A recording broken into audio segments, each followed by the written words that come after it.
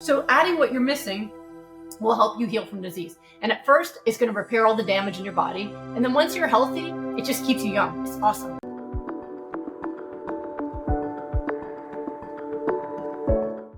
Welcome to the You-est podcast. This is Julie, and I want to share with you, this episode is very near and dear to my heart.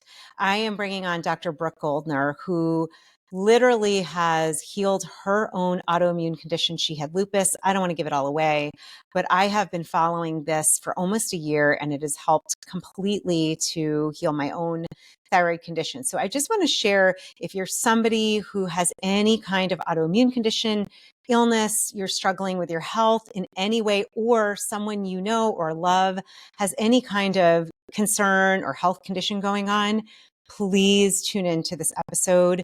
Please share this with anyone you think this could help. Dr. Goldner is such a gem. You are going to get so much from this conversation. I'm recording this right after we finished. I will have all the resources for you listed in the description or in the show notes. And as always, my friend, I am so grateful to be on this journey with you, to be a part of your expansion and growth and healing and health, and to be your You-est you.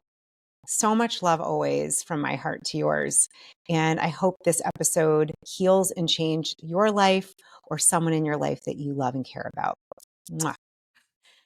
Oh my goodness. You-est you, listeners, family, soul brothers and sisters, wherever the heck you are around the world, you must give yourself some time and space to tune in and listen to this conversation. I am speaking with a physician. She doesn't even know this. I think of her as an angel. I think of her as like my soul friend, Dr. Brooke Goldner. I don't even know if you fully understand the amount of joy and gratitude I have for you along my healing journey, and so many others, first of all, that I've gotten into your protocol. But before we get into that, I want to welcome you on the show. I am so flippin' psyched to have you here today. I can't even tell you. I love the enthusiasm. Thank you so much. I really appreciate that. Yeah, the enthusiasm. I feel like I could like rock it to the moon because, you know, and I want to tell your story. I'll just say we're going to get into this. Having had this diagnosis 12 years ago, I wasn't told there, you know, I didn't think there was any remedy other than medication. And your story is profound. You're a physician. I'm going to let you tell it for those who don't know you yet. You have a really, really incredible story of how you've healed yourself.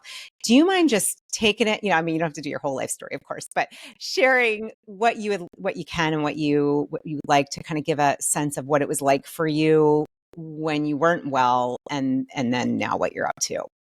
Yes, absolutely. So before I was a physician or an author or any of the things people know me for, I was a patient. And I started seeing doctors regularly, probably around, 14 or so. That's when the migraines began. And these were some migraines. Like, I remember being hit with them and having to go home and vomiting. And it would be days of vomiting and headaches and nothing touched it. And it was so painful. And so my mom took me to the doctor. We went to neurology. I had all the tests done, the MRIs, EEGs, I tried everything. And they didn't see any abnormalities and said, well, it's genetic, family has migraines. And so painkiller, right? Which I was grateful for painkillers. I didn't know that there was something better than Tylenol or ibuprofen, unfortunately. But when we discovered that there was painkillers you could take, made a difference in my life. So, okay, that's just what you do. And then it was probably when I was 15 or so, early 16, I started getting joint pains. And they were weird because they would travel around my body. And as a 16-year-old that knew nothing about medical science, it didn't make sense to me. And I almost was afraid to complain sometimes because it was so weird. So, for example, the first time I remember having bad joint pain, it was in my right shoulder. And I was at a beach vacation with some of my friends. I lived near Philadelphia, so we would go to the Jersey Shore. Jersey, we'd go there for the beach, right? So one of our friends' parents had a beach house. We went there and we'd be playing beach volleyball and all that stuff. So I had a big day of sun. And then the next day, my shoulder was hurting so badly, I wanted to cry. Like, moving my arm was so painful. And I have this very clear memory. Pain helps make vivid memories.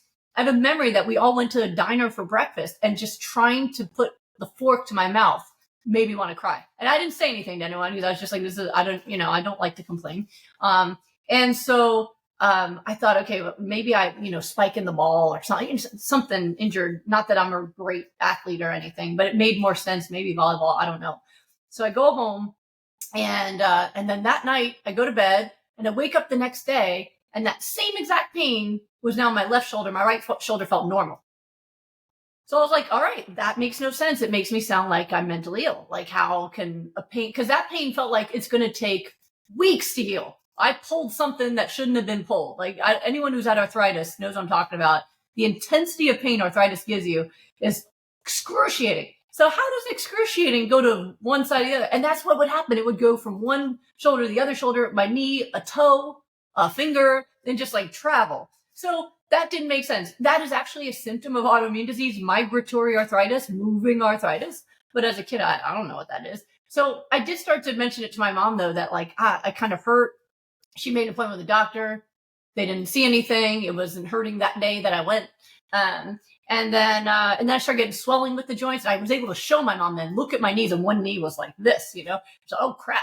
Took me by the doctor. Of course, it's better when you go. They didn't see anything. And then I started getting rashes. I got rash across my face, and then I put makeup on because I was a teenager and I didn't want to have rash. And then one day it just kind of all came together where I had been to the pool all day. Sun was one of my sensitivities. And I got a terrible migraine, and I got home and I was throwing up. And then I just, after I threw up, my rash was super bright red. And that's when my parents, they looked at me and they went, oh my gosh, something's really wrong with you. You look like heck. So they called my doctor, and she said, meet me in the ER. And then she saw it. She saw the rash, the swollen knees, I'm in pain, just like with the migraine. And she goes, this looks like lupus, which pissed my mom off. It's kind of funny because, my mom, one, because she's a New Yorker and they're funny when they're pissed. But two, it was like, and I asked her, why were you pissed? She goes, because I've been taking you to the doctor for years, and they said there was nothing wrong with you. And then she comes out with lupus. Like, no, I refuse to accept lupus, So it was just kind of this moment of like, what, are you kidding me? But they did the test and everything was positive. And then we found out when they ran the test that not only did I have lupus that was causing the rashes and the joint pain and even the migraines, but I was in kidney failure. So that was painless. That's whenever people tell me like, oh, I think my kidneys hurt, I'm like, that's back pain. Because I have myself had failing kidneys, and it was painless. And I have treated people with 5% kidney function, and it's painless. So usually kidney failure is painless, but like kidney infections can hurt, but typically people don't even know. So anyway, that was a surprise. So next thing you know, I'm getting a kidney biopsy. So now I'm in the hospital, I'm getting a biopsy. And then we go to the nephrologist, and it was my mom and my grandmother who came with me to the nephrologist. And those of people who follow me, they know I talk about my grandma all the time. She was my hero. She lived in 99, and I loved every moment of it. But she's a Holocaust survivor, tough as nails, but like the most fun, like happy person you ever met. She actually, people who knew us both always said that I was her. Like, she was just always positive, always happy, but like had this traumatic backstory that you would never know.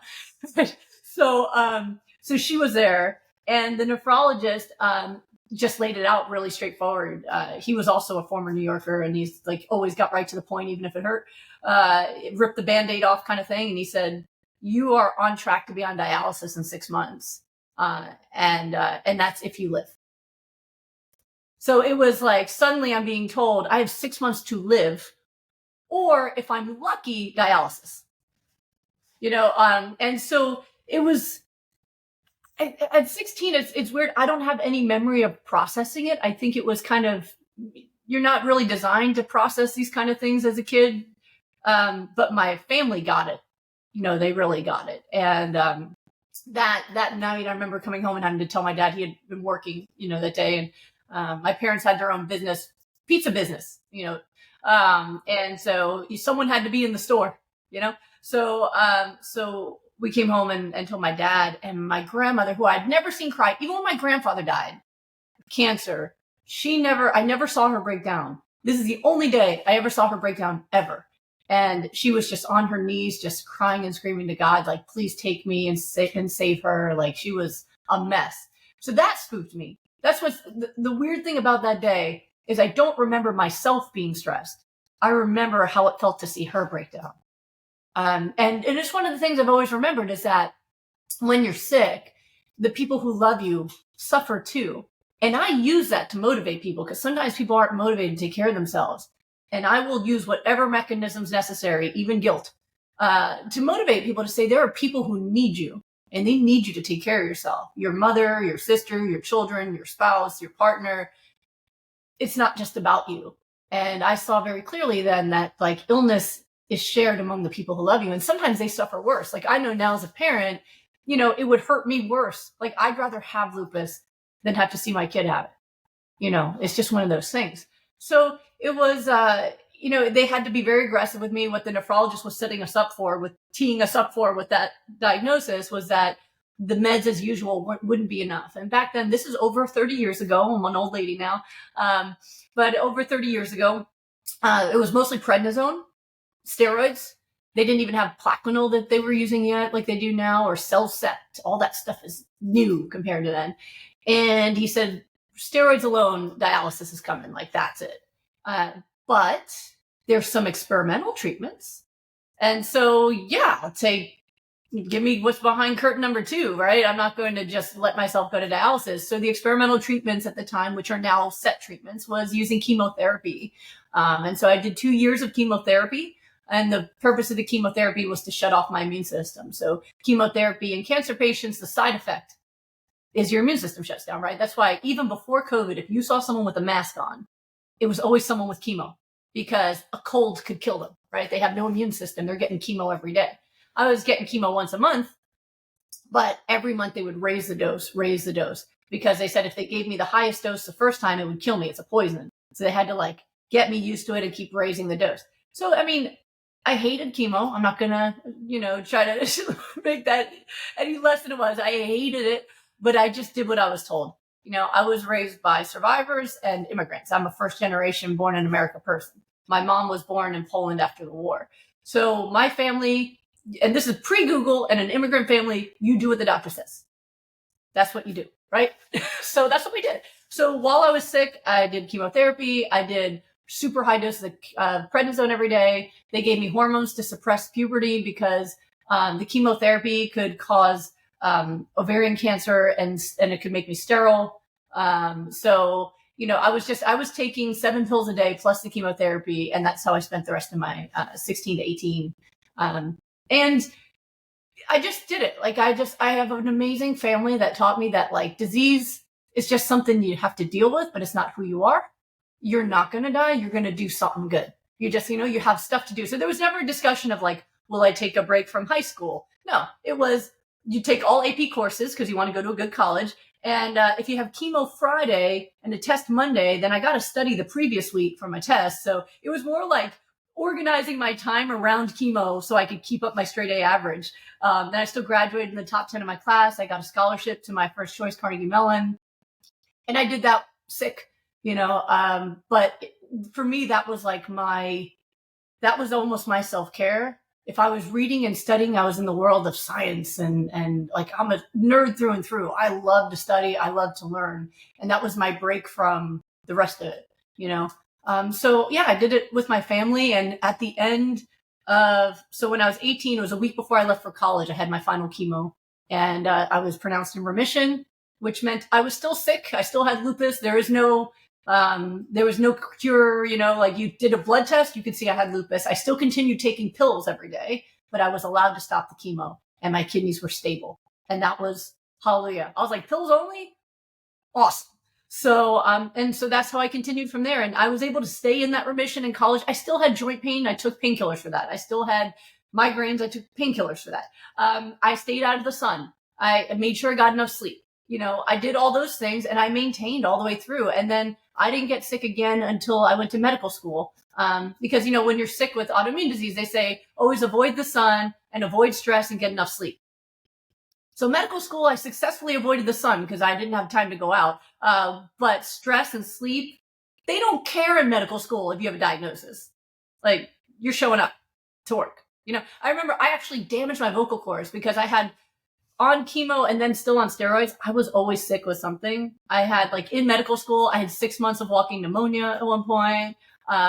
I had boils that would form on my skin that would get this big, and it would be a pimple, but I couldn't heal it, and it would I was always sick. I had sinus infection for 6 months or more. Take antibiotics. 2 days later, it's back.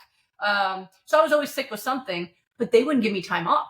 So at one point I had no voice from being sick, and my attending was like, you need to speak to do your job, because I was writing to the patients, and she said, you need to speak or you're going to fail the rotation.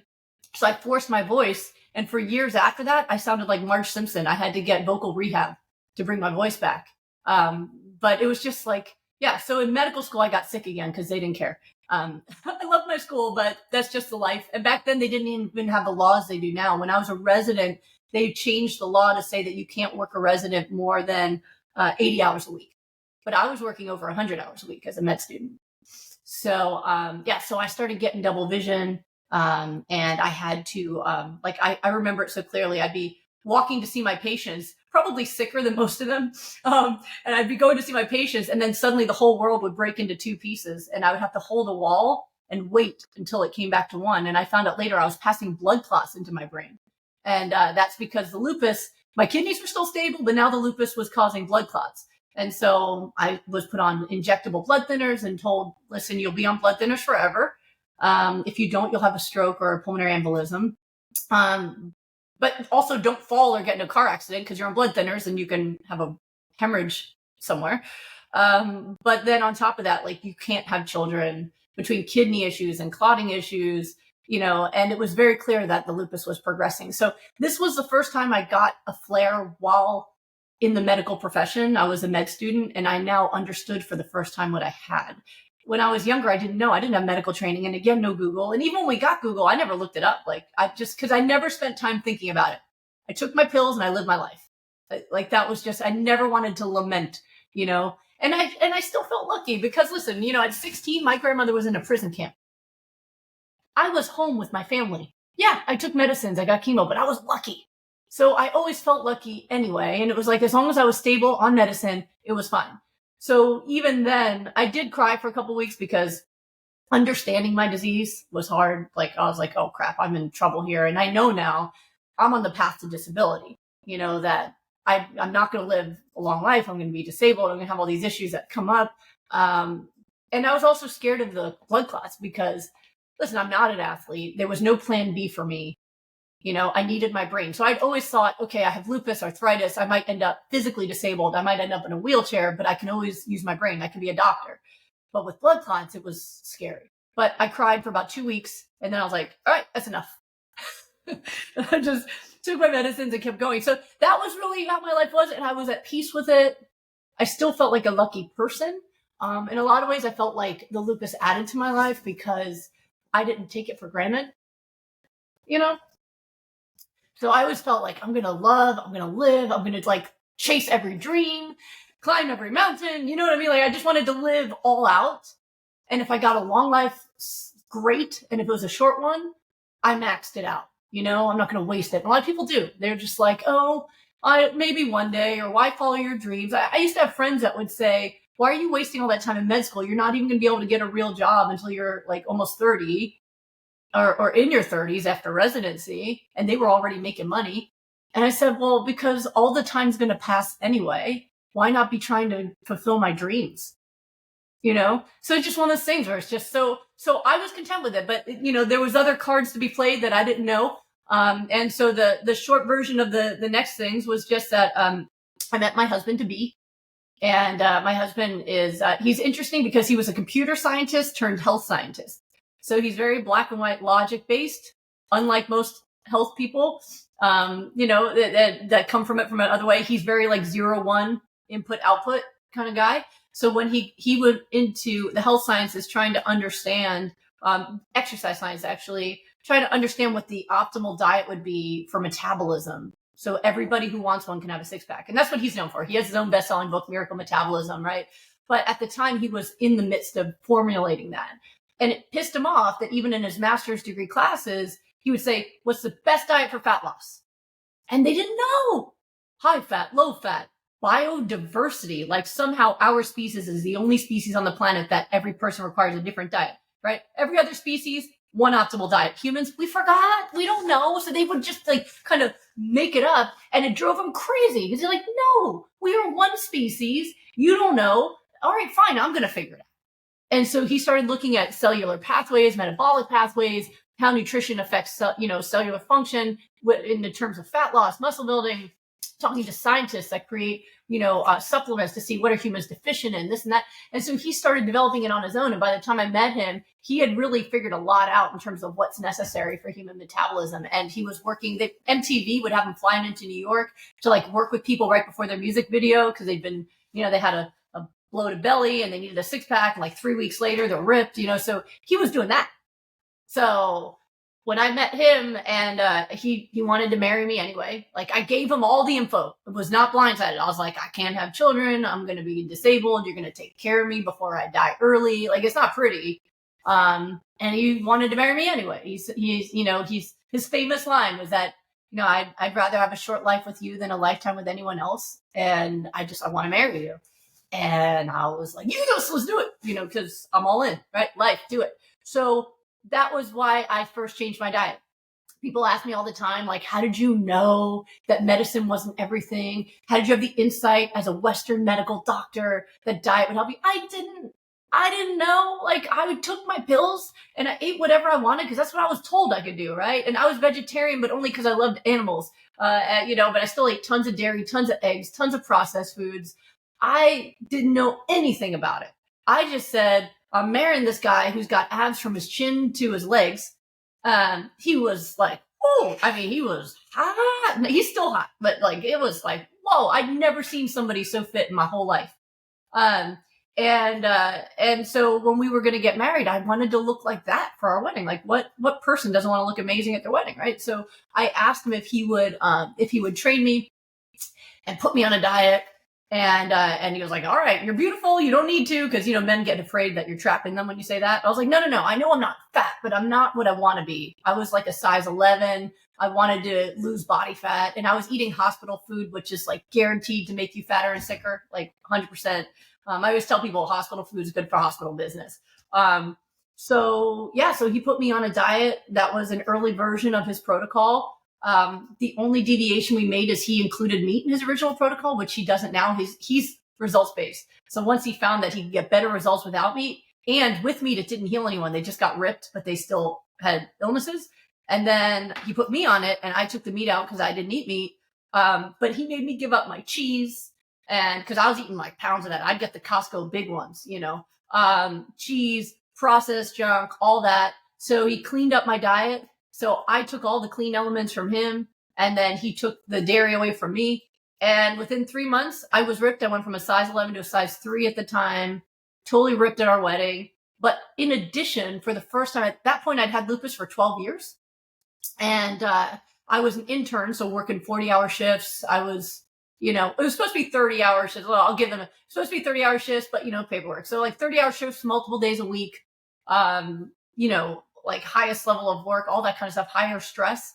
And yet within that 3 months, all of my symptoms had disappeared. So no more migraines, no more joint pain. I had so much energy. I could work a 30-hour shift and hit the gym after. So I was abnormally energetic, so much so that my attending, the guy who's in charge of my whole residency, pulled me aside one day. This actually happened in my intern year, pulled me aside. He was concerned about me because I was too energetic and happy for an intern. All the other interns were morose, exhausted, like bitter about life. And I showed up every day smiling and enthusiastic. He thought I was like manic or something. I went, no, I'm just happy to be here. It's my dream to be a doctor, and I'm a doctor. And I signed up for this work. I know what the work is, but this is the coolest job ever. And he was like, okay then. And then, you know what? 3 years later, I'm the first solo chief resident. Used to be 2. Did one person, all the jobs, like they came to rely on me, but it was because I was so nourished. So, we didn't realize what had happened. We were so excited. We're getting married, so at the end of that 3 months, it was like 3.5 months later, I got new labs. Now, before that, I used to get labs every month. But when I moved to California for my residency, I found a doctor. He retired. So there was this gap. I wish I could see month to month. But at the end of 3 months, I went to a new rheumatologist and I was negative for the lupus for the first time in these 12 years. So much so that he called me and said it was a lab error because he had my history. And he's like, that's not her labs. So he said, get married, come back, retest. I retested, still negative for lupus. And in the retest, I was also negative for my blood clot labs. The previous test was borderline, and now I was negative. And so that was over 18 years ago.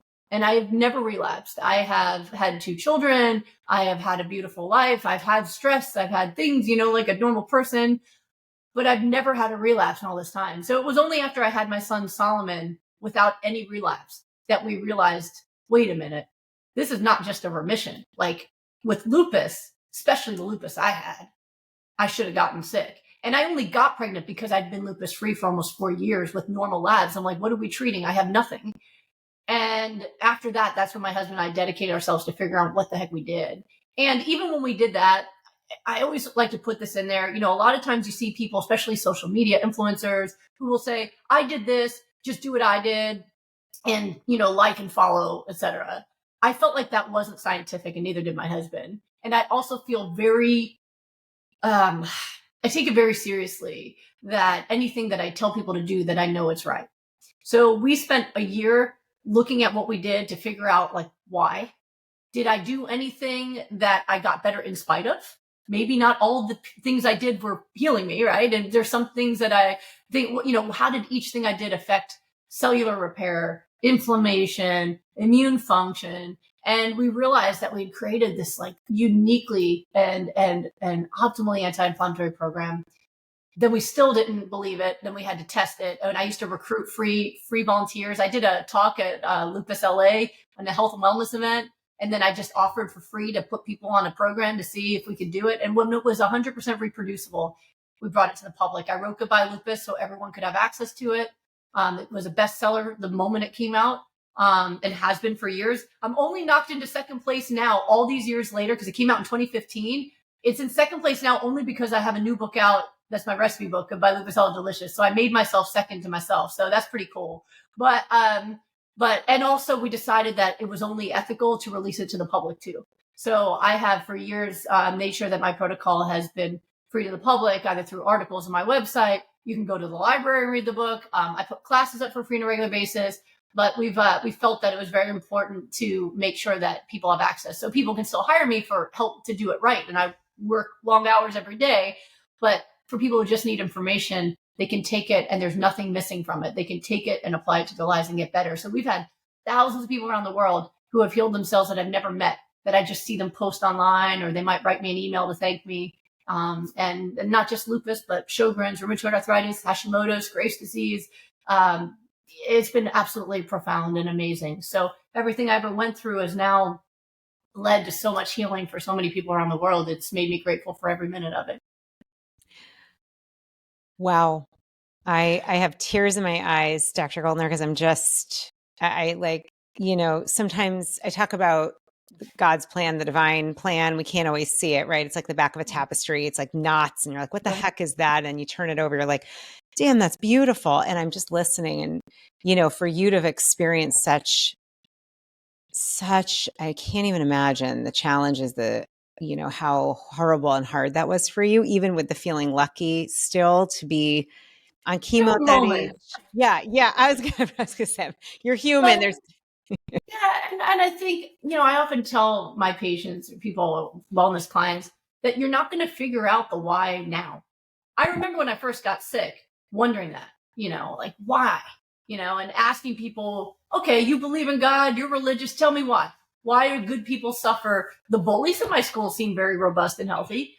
I'm someone that's rescued bugs since I was 3 years old so people wouldn't step on them. Why would I get sick, right? Why would someone who's nice and compassionate and caring get sick, right? So, and they would give me some reason that made no sense to me. Like I remember a teacher telling me good people get sick so other people learn compassion. I'm like, that's bull crap. You can learn compassion in other ways. So the point is, I never would have guessed it. When I went into medicine, I thought maybe I could use my experiences to help people understand that you can have a full life while chronically ill. You do not have to accept disability. There's always a way.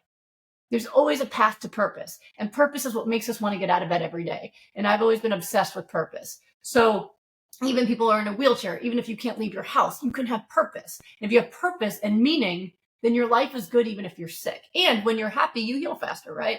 So it's funny. I was just messaging a friend. I actually, before we got on, I was telling you, I just got in touch with a friend from med school that I haven't talked to in decades. And I'm so happy we were reunited, and we were talking about things that were hard. And he said something about, I forget the exact words. And he says, life is rough. And I wrote back, life is beautiful. It just hurts like hell sometimes. Mm. Yeah.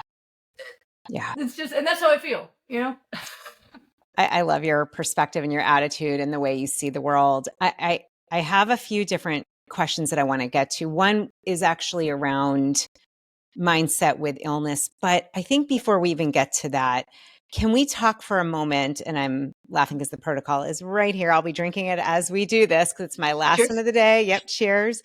Can we talk about the protocol? Because I'm hearing people are like, what's the protocol? Like, and I do think it is so generous how you just have it on your website, but let's go through it and so people can understand what it is. Sure. Yeah. So there's multiple parts to it. The way I break it down in Goodbye Lupus and in my classes online too is really in 6 steps. I like things to be very easy, systemized. I got a lot of that from my husband, because he's that guy that's like computer science, right? Lay it out. I remember what he said when we were talking about writing Goodbye Lupus, and he was like, "You have to write this book." And he said, "It can't be that only people heal if they got to meet you. It's got to be that there's some kind of step by step.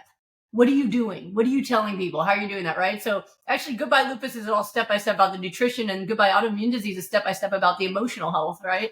So it's very clearly laid out, right? The first 3 steps are about stop getting sicker.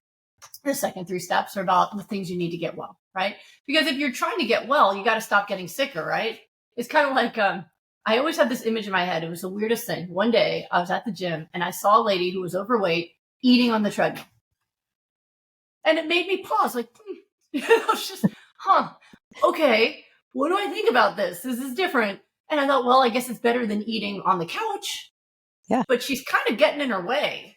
So it was just, so I think about that when you're adding what you're missing, but eating unhealthy too, it's kind of like eating on the treadmill when you're trying to lose weight, right? You're getting, it's better, but you're not going anywhere quickly, right? If she had put down the snack and then hit the increase speed button, we would have had more, right? So you can start where you can. Oftentimes with my clients, especially if they got food addictions, like almost everybody does, I often will have them start by adding what they're missing rather than by taking out what's bad first. But the first 3 steps are all about what makes you sicker. And my classes, and like I said, my book, I have the details of the science behind it as well. But the short version is the things that create massive amounts of inflammation and disease and destruction in the body. Number 1 are animal products. And by animal product, I mean anything from an animal. So meat and dairy. I said I'd been a vegetarian when I was young, but I was all in on the dairy, right? So animal products, they are pro-inflammatory, even free range, they are pro-inflammatory. And so that's number 1. Number 2 is processed items. I do a lot on my social media to share. Every time science comes out that even spreads more information, I like to share it. And I recently just did a video explaining recent research showing how even 1 serving a day of processed food dramatically increases people's risk of death from all causes, 50% higher, increases dementia risk dramatically. So one serving. Now, the average American has 5 servings or more a day. So just looking at that, right? So processed foods, and then added oils. People are eating so much fats. So animal fats would go with animal products, but saturated fat, butters, margarines, all the oils people are pouring all over that, they directly feed into the inflammatory pathway for people. Even coconut oil is inflammatory and high in saturated fat, which creates inflammation in of itself and raises your cholesterol. So the only fat that's not inflammatory are things like flax oil, right? Which I'll talk about in a second. But those 3 items, you think about it, animal products, so meat, dairy, eggs, processed items. So anything that doesn't have has long expiration date, like if you leave it on your calendar and it doesn't go bad, it was processed, right? And then oils, that is what makes up the Western diet, right? Cheeseburger, French fries, or potato chips, all covered in grease, right? They have all sorts of chemicals and additives in them. So that's what most people live off of. But processed foods also includes things like protein bars. I was really, really impressed when they went through and categorized the processed items that are making people sick. They included protein powders, protein bars, formula, baby formula, all these things that people think, juices, when you buy juice at the store. So things that people think they're eating. Oh, flavored yogurt. So things that people eat that they think are healthy are highly processed, right? So most people are eating that even when they think they're eating healthy. Oh, I'm just having protein bars and some yogurt and, and cottage cheese. And yeah, you're eating dairy and processed junk. So that's what most people are eating every day. And it's not a surprise that people on a Western diet are sick, right? I mean, the average lifespan is to 74, but they start taking massive amounts of pills. Well, it starts usually in the 40s and it starts to build from there. But that's not what it needs to be. That's just what our diet does. The most common cause of death is heart attacks, which is almost 100% caused by diet, right? Autoimmune diseases, cancers. I mean, we have tons of research that shows how all these products, including dementia, are being driven by diet. And even looking at autoimmune diseases, I talked about this a couple of years ago when it came out. There was a study done by Francis Crick Institute in London where geneticists were trying to determine why autoimmune diseases were increasing by 9% a year over the past 40 years. 9%? What?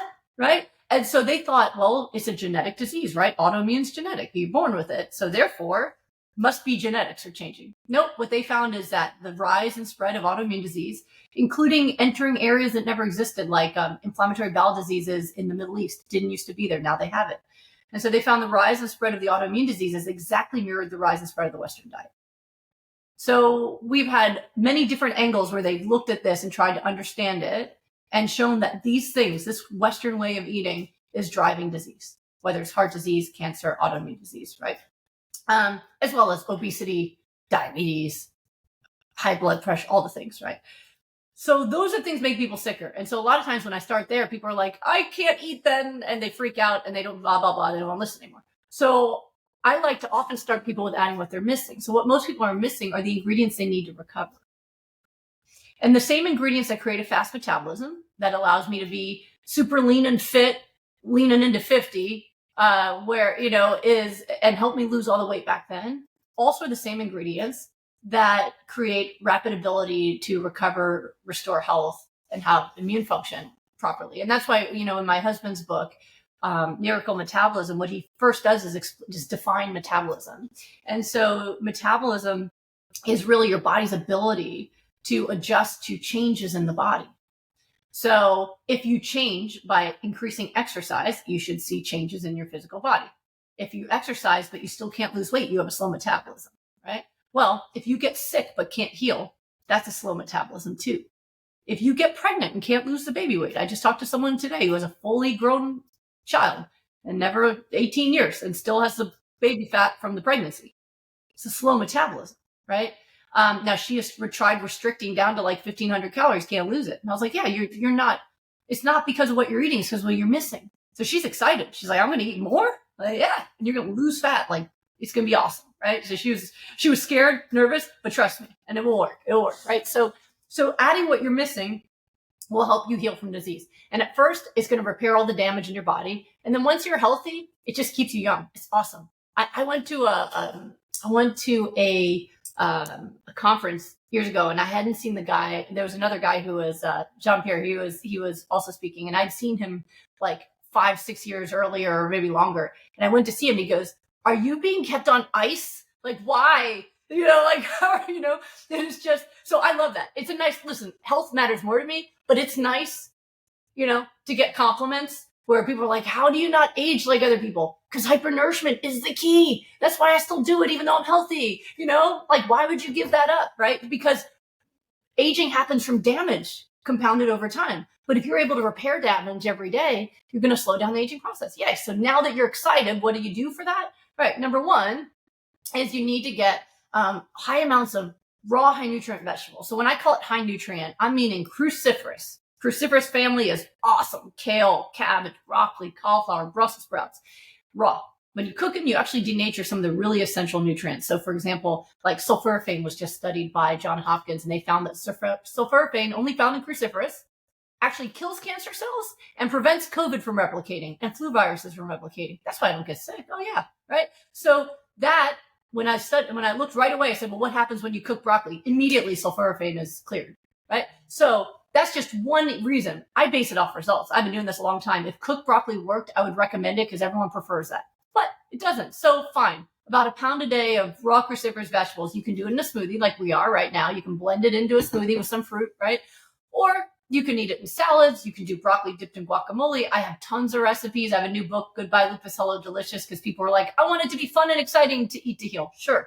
So that book actually has all recipes are either from me or from people who healed in my program. So as far as I know, it's the only recipe book where everyone in the book that contribute a recipe healed their disease. Like, it's super cool. Or my son Alex gave his recipes, but he wouldn't have existed without me healing. So I kind of count it. But it's like all recipes from people who have healed, and they're good, like tacos and things, but they're raw. Awesome. So it doesn't matter. You don't have to buy the book though. You can just, like I said, make smoothies. We have free recipes online. You can dip broccoli in guacamole and heal. That's what I did all those years ago. But you got to get it in, right? At least a pound a day. Omega-3 fatty acids, they create the anti-inflammatory immune system, and they also create a fast metabolism, and you can't make them, you have to consume them. So most people are super deficient in those. And so I use flax seeds and chia seeds. If you're healthy, a handful a day and your smoothie works. If you're trying to recover from a disease, I'll increase it half a cup a day. It depends on people's digestion. Not everyone can start out with these protocols. Sometimes I have to help them ease into it. If you get bloated or you don't like thick smoothies, cold pressed flax oil works great. A few tablespoons a day, super awesome for metabolism and for healing. And then water intake. Water is really underrepresented in medical school. No one ever talked about it to me then. But yet when I look at the studies, they show even mild amounts of dehydration shuts down metabolism and affects cognitive function. So when people are kind of brain foggy, tired, they can't lose weight, oftentimes their doctor will put them on restricted calories, they're drinking caffeine. And meanwhile, if they would just drink more water, all of it goes away. So I usually put people on about 96 ounces a day of water or more, depending on their weight and how well, you have to have enough sodium to balance water, et cetera.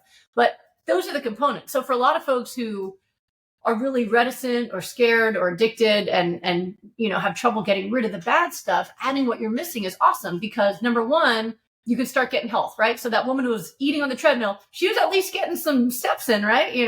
And number two, it'll start naturally crowding stuff out. If every time you eat, you start with a smoothie or salad and then you eat junk, you'll eat less. And as you mentioned, you noticed, right? You actually start to crave better food and you start to feel better. And so I've had a lot of folks who said, I'm just going to start with adding smoothies. And then they go, man, I feel great on the smoothie. And then I eat my burger and I feel like crap. Maybe I'll eat a salad. Well, that's awesome. So if people are not devastating or dangerously ill, I think that's a great way to start to kind of crowd things out as they move towards plant-based eating. If people are very ill, like I've published getting people off the kidney transplant list, I've gotten people off the lung transplant list where their organs recovered enough that they didn't need transplant anymore from nutrition, right?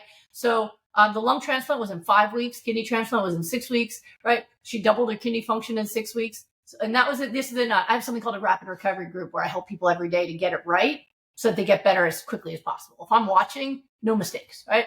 But so I've been able to publish these things where people, if they're very sick, you can't walk you can't eat on the treadmill. Like every bite is essential to your recovery. So when people are very sick, I'll put them on raw foods only and focus on hypernourishment. And then when they're well, add back cooked plant foods, enjoy your life. But if you're just getting started and you don't have any dangerous, organ failure, then it's okay to kind of work your way into it. Hey, my friend, I just wanted to pop in really quickly and let you know that I have a special going on in my newest beautiful Sanctuary spiritual membership. This is a sacred space for empaths, light workers, spiritual seekers, conscious coaches. If you sign up by August 1st, you will get a very special Lionsgate portal activation for 8/8 and 20% off at the price of 8/8. So go to julieriesler.com/sanctuary and be sure to use the coupon Lionsgate. Again, if you are interested and you can cancel at any time, but you'd like to join us in August, I will be leading intuitive guided messages with some personal messages in there as well. Go to julieriesler.com/sanctuary. Be sure to use the coupon code Lionsgate and do so by August 1st. I would love to have you in this high vibe, miraculous, beautiful community. All right, back to the show. Lots of love. Oh, there's so much here. And I just want to say to everyone, we're going to have all the links and information on YouTube in the description, the show notes, because like you are just a wealth of incredible information. I have so many questions I'm going to try to contain, but I do want to say something, Dr. Goldner, from my own personal experience. And I'm somebody, I have a degree somewhat in the health field. I, remember when I was learning from an integrative nutrition school, I was diagnosed with Hashimoto's 12 years ago, and I was seeing a top endocrinologist specialist in the DC area. I put that in quotes. And I remember I was learning about gluten, and I realized I did a little test on myself, and I was like, it's not working. And I went and asked her, and I said, do you know if there's anything where gluten might have an impact on on this Hashimoto's, and should I not? And she said, nope, there's no medical evidence to show that at all. Diet really has very little to do with it. And then she put me on my levothyroxine, and off I went. And then I remember I moved and I found another person, and she had said to me, I'm such a seeker, and I'm like, there's got to be a way we can heal ourselves. Now I'm learning about it in school. I'm like, what is going on? And I started taking out inflammatory things like dairy and gluten, and sugar was an addiction for me. I'm one of those people, unfortunately, that did way too much of the sugar chocolate thing. So for me, it was a big deal. Took that out. And I said, do you think there's any way I could ever heal from this? Because it makes me want to cry, even saying this. And she said, no, unfortunately, no, you don't heal from this. This is what it is. And I want to tell you, this is standard. This is standard Western medicine, as you know, which I want to ask you about in a little bit. Finally, I found a naturopathic physician who, this is before I knew of you, who was like, no, this can change. It's going to take something, but this can heal. So it started getting, and I want to talk a little bit about the mindset, because for me, I just assumed, okay, I'm just going to take medication and deal with it. And I'm already doing anti-inflammatory foods. But I'm going to tell you something. My dear friend who listened to this podcast, her name is Julie Hoffman. Shout out to you, Julie. Lives in Washington State, healed her thyroid from you in this protocol after having half of it removed. She connected with me through a mutual friend that I've had on this show and said, I've got to talk to Julie. Heard me talk about, a lot of times I'll mention, I just want to heal this. How do I do this? It's, I'm doing chanting and I'm singing and I'm doing things for my throat chakra. I mean, I'm doing all the things. I have a podcast. I'm talking. I know that there's a spiritual thing, but there's also a physical. And she said, Julie, you have got to check out Dr. Brooke Goldner. You've got to do this. This is last September. And I've been drinking this every day.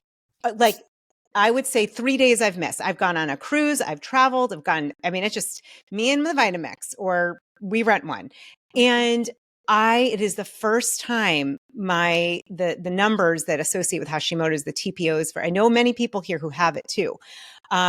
It's gone down. I mean, it was at 799 after I had COVID a couple years ago, and then got down to 299. And now I think, I haven't tested in 3 months, but last it was 150. It's going to keep, 34. I know the number, and I'm like, oh, it's going to get below 34. I'm going to tell you right now. I have never seen anything. I'm on medication. I eat well. I do have to watch the protein powders. When you said that, I'm like, shit.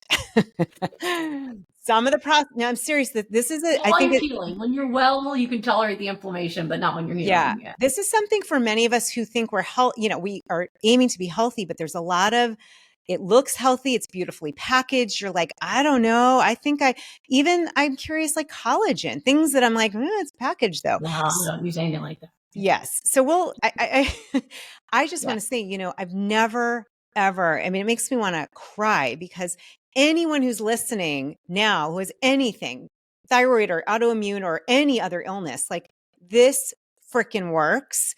And It Yeah. does. I want to ask you though, because for me, I'm always vulnerable, but really vulnerable. There has been this like, can this heal? I don't know. It's always been the diagnosis. My numbers have always been, managed kind of. Then there's, perimenopause. I'm just going to give you all my info. But like for people that also have other issues or autoimmune conditions, I do think part of it is the aspect of believing, the emotional healing around it, believing, in addition to the physical. I'm curious if you can talk about that because I know you've helped so many people heal. That is a piece just as much as the food, I would imagine. Well, I feel like the action is more important than the belief. Okay, well, that's good to hear. So I'll in keep my, drinking. so in my rapid recovery group, we work with people every day for 6 weeks, right?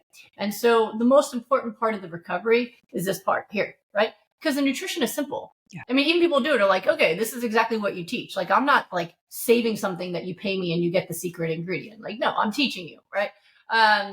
Of course, I can adjust things and help, but like the protocol's a protocol. But the hardest part for people is taking the action every day, no matter what, right? So that's one thing. And so sometimes in my, and as things come up, I'm also a psychiatrist. I'm also a trauma specialist. So I use everything I have to keep people motivated. And my husband and I are both specialists in motivation. He worked before. So he went on after exercise science to become a really big businessman and got into personal development. And so he's shared the stage with Tony Robbins, if you've heard of him, with like teaching people mindset of success and motivation. So the same mindset of success you can use to make money works for health, right? The mindset of success, right? So we work on people's mindsets every day. That's the biggest part of the group, is changing how people talk to themselves and see themselves and treat themselves. So like, for example, a lot of times people will put off life because they're sick and they'll say, well, when I'm well, I'll do X, Y, Z. I'm like, no, today, do it today. Right? Because if you have fun today, you can forget you're sick. You can enjoy your life, right? So we teach them self-care and mindset every day. But every once in a while, someone will say, I have this fear that this won't work. And what we'll say is, that's okay. You don't have to believe it for it to work. You just got to do it. Right? You just got to do it, right? If you take the actions every day of building up your moods, because I do a lot of work on helping people become happier. Stress, depression, anxiety are inflammatory. So that's important to understand. I actually just saw someone with Hashimoto's today that I've worked with for a while, and she's been healthy for a while. She's doing awesome. We keep lowering her thyroid medicine because she will get hyperthyroid symptoms, and shaky. And so her blood pressure was high. And I was like, it's your thyroid medicine, right? So she went to her doctor. They lowered the thyroid medicine, and now her blood pressure is normal. And I'm like, that wasn't heart disease. That was you being overdosed. So it keeps happening where she's getting overdosed because her thyroid keeps healing and she keeps having to lower it. But her antibodies have gone down, like it's just been like this. Well, for the first time ever, it went up. But it was when her dog died. And they have shown that that being in mourning is the most inflammatory state you can be in. It's your inflammatory markers shoot up. So I was like, that was because she was like, is it my iodine? Is it my vegetables? I'm like, that's when you had to put your dog down. And you were like, I saw her right after it happened, and it was horrific. Like, this was a dog she had trained for special needs kid. It was like it was her partner. And so it's very important that we deal with all those things. So I'm very comfortable working with people who are in all sorts of terrible trauma. In fact, most of the people in my group have trauma because they've also done studies that with people with autoimmune disease have much higher rates of trauma in their life. And that's why it turns it on. So anyway, so that question will come out. And I was like, if you do the work on your mood, on your self-care, on your sleep and your nutrition, and you do that every day, you will get better, whether you believe it or not. So I think that's important. Now, having hope is a different thing. I did not have a belief in my head that I ever would get rid of lupus. I was a patient that was told that from 16 that this was incurable. Second, I was a genetic researcher in undergrad. I published genetic research with my lab on neurodevelopment, right? And then I became a medical doctor. And everything I knew and read and understood was that I had an incurable disease, but I could manage it. And that's all I ever wished to do. So it wasn't like I had the belief first and then it happened. I just didn't spend time stressing about the diagnosis. In fact, most people don't even know I ever had it that knew me. I have a small friend. I remember I was talking to someone recently that's one of my few friends I kept from high school. And I asked her, I was like, did you know I have lupus? She goes, yeah, you told me once in biology lab. I was like, I did? Okay. Because there was very few people I ever even told because I didn't want to be poor Brooke. right? I just wanted to, I'm a happy-go-lucky person. I didn't want that. So there was very few people who even knew I dealt with it even throughout. And so I think that was more of the key, was I had the hope that I could have a good life. It wasn't, and my ability to have a good life was not dependent on whether or not I had lupus. So I think that's more of the question, right? Is that like, not can I ever heal, but can I have a good life? Do I need to be afraid? Am I always going to be a sick person? And for me, I decided early, even at 16, when they said you could die, I'm like, no, I'm not. Like, no, right? Because listen, maybe they were right and I was going to die, but it wasn't going to be good for me to think that. So I'd rather believe I was going to live until the moment I dropped dead than to be scared all the time. So I never accepted it. And I believed my family when they're like, no, you have stuff to do. You want to be a doctor, you be a doctor. You do, like, nothing's going to stop you. So I believed that. And I believed that I deserved a good life. I have people also who say, like, I had someone in my group, I forced her to get engaged because her boyfriend kept proposing. And she's like, no, he deserves someone healthy. I was like, shut up. You don't get to tell someone who they love. He wants to love you. You let him, because you're hurting him. And you know what? You deserve love too. You get engaged. That's awesome.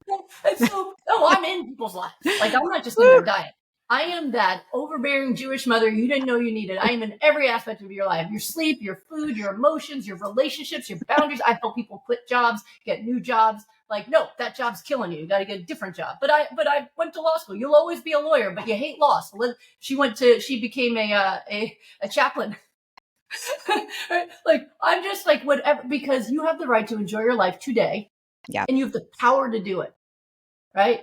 Even if you're home, you have the power to do it. So that, I think, is the better focus. Not can I get rid of a diagnosis, but can I live a life I want to live? And the answer is yes, you can. So then if you can, what are you doing to make that happen? All right, I'm going to eat just for myself. I'm going to go out and exercise. I'm going to do self-care. I'm going to get good sleep. And if you do that, you're going to have an awesome life. You're going to live your dreams. And by the way, your disease is going to go away. Amazing. This really is the message. And I love what you said. And I know, because people have written in with different kinds of things that they're dealing with. And first of all, it's so beautiful. It shows the power of our bodies and there's mental, emotional, spiritual, but there's a physical component where we're designed to heal. And I just appreciate so much what you said. The power is within us. I know we have to wrap in a minute. One question for you. Well, I have so many. Maybe you'll come back again. We'll do part 2. You can rapid fire me. Dr. G, I'm like, good Lord. Yeah. So many. It's hard for me to like short answer, but I can do it if I'm told to wrap. So many questions. Well, and I want to go another time more into raw food and taking out, all of the why plant-based, and that will be for another time. But I do want to ask you, because I have a lot of friends who are physicians, a very dear friend, for example, who's like, yeah, we didn't learn any of this. We did not learn. I just have this like dream that someday in Western medical, training, your work would be crucial and part of what our physicians are trained in. Is there any, I'm just curious, is there any movement in that happening there? Absolutely. Oh, things have changed so much, Julie. It really has. Yeah. I have taught probably 5 or more med schools.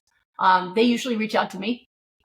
So it's not part of their curriculum, but med students are watching Netflix. Med students are going online and they're finding out who's the movers and shakers and all these things. And so they want to learn. So, I mean, I remember during the pandemic, I had 3 med schools abroad. It was like from Australia, New Zealand, right? That all got together to do a Zoom with me so I could teach them.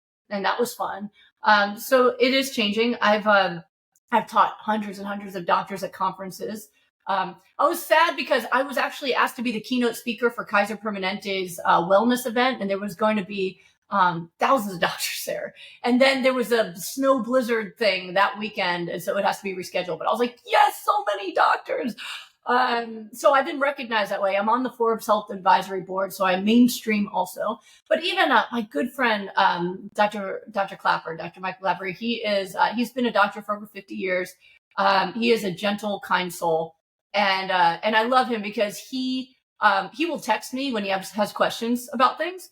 And he also refers people to me. Like, people have shown me letters where he's like, go to Goodbye Lupus. Like, he just, and he has made it his mission in retirement now to travel to all the med schools and give a talk. And in his talk, I've watched his talk, and people will call me and say, do you know he's in here during his talk? He will say like the important books you need to read. And one of them is he puts my book and picture up and says, you need to go to goodbyelupus.com. You need to read Goodbye Lupus. Like, this is required reading for med students. So he has just done an amazing job. And I've even told him, if you need a break, I can help you out. But he's so good. And like I said, he's so calm and humble and centered, and he shows them the science. He shows them the results. And he's like, here, go ahead. This is who you need to look at. Here's what you need to learn. I've helped a lot of doctors get better. It's funny. A lot of doctors get pissed when people Google and come, hey, what about kale? And they're like, shut up. I went to med school, right? I probably would have said the same thing before I did all this, right? Are you kidding me? I did all that training and you're going to Google kale and now I don't know anything, right? It's not ego. It's just like, what the heck, right? So a lot of doctors are like that until they get sick. And when they get sick, they start Googling too. And it's the funniest thing.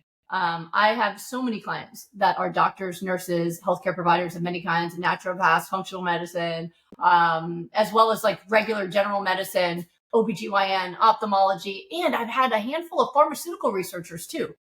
So when the doctors and healthcare providers get sick, they come to me and they always tell me it's because I listen to people and I know you know the science. This is no woo-woo with you. We are doing it, right? And so they come to me when they're sick. But the great thing is when I help a healthcare provider get better, they go back to their practice. I've had multiple people come to me with kidney failure to get better because there are dialysis nurses who give them my information because the dialysis nurses see people get better. Oh, wow. And they're like, everyone else gets a transplant and you're getting better. And they're like, oh, I'm seeing Dr. Goldner. So they take the info. Nurses are awesome. They take the info. And so I had someone come to me that I helped reverse her kidney failure. And I said, how did you get better? And she goes, I was complaining in dialysis. I wish there was another way to get better. I wish there was some natural way. And the nurse gave her my number, so it's just like on the DL. So the doctor doesn't know.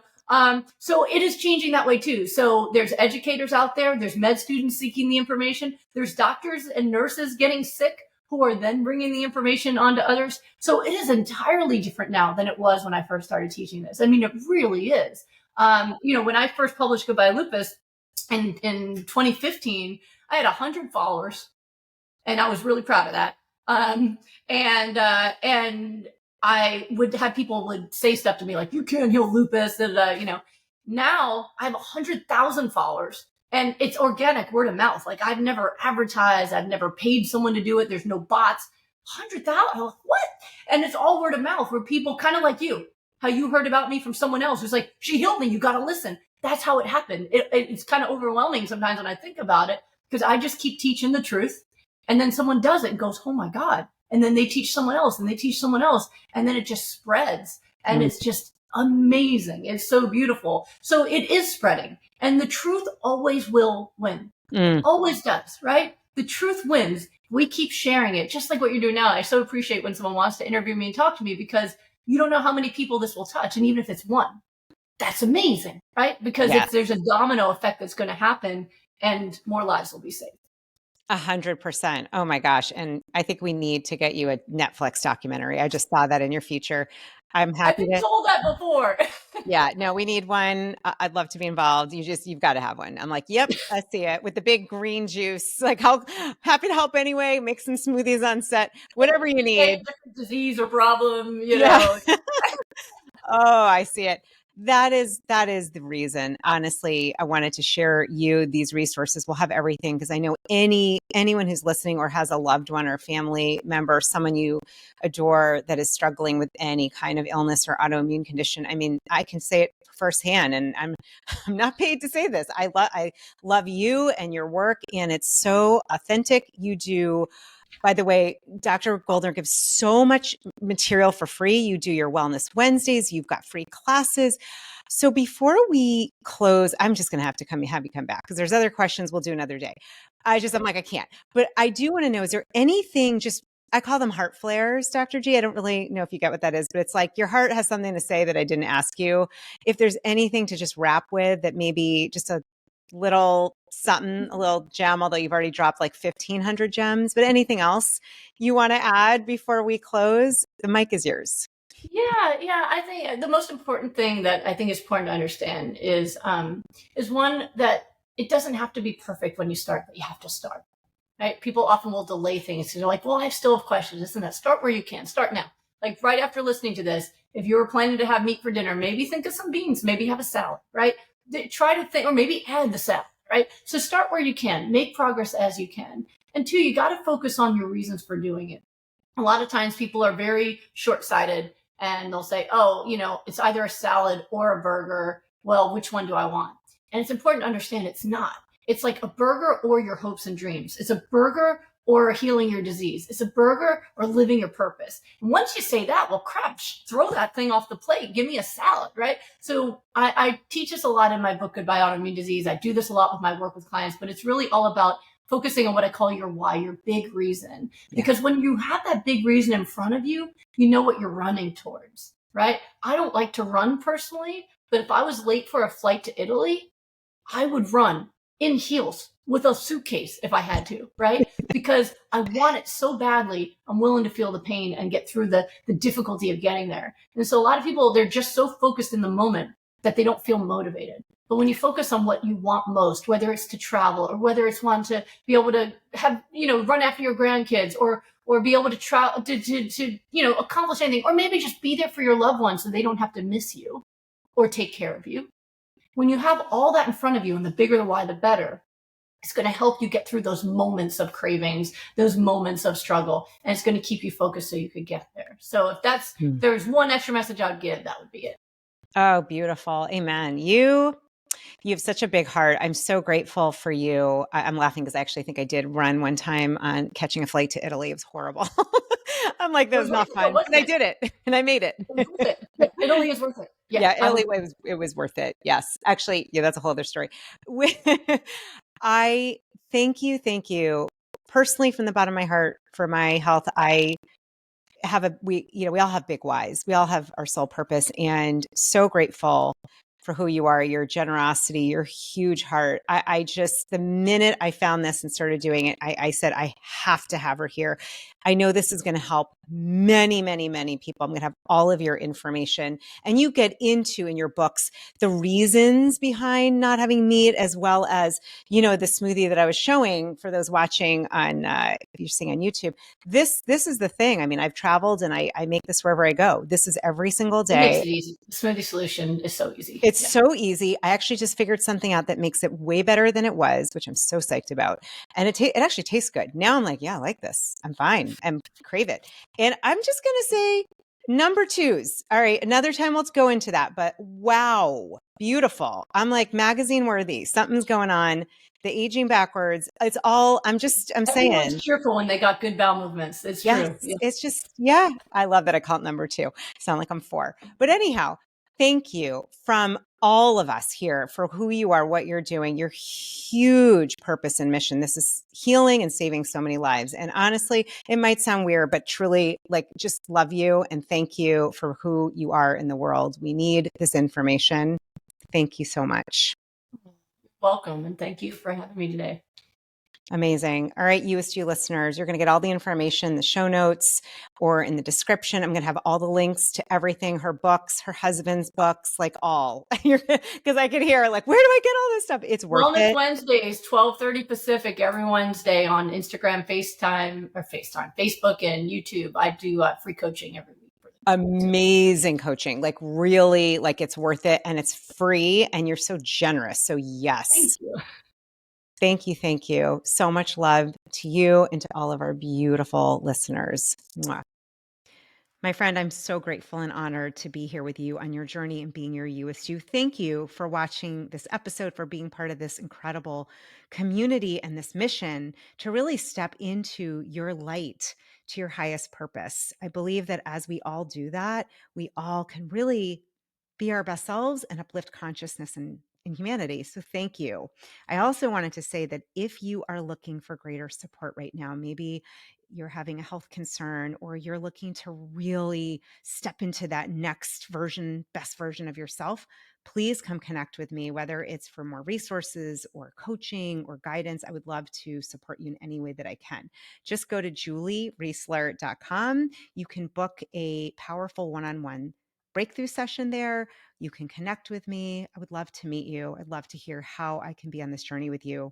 And before I forget, if you'd like a little more of this good vibe tribe and would like to digest these episodes with a high vibe community, just go to Facebook and look up the You-est You podcast community. You'll find us there.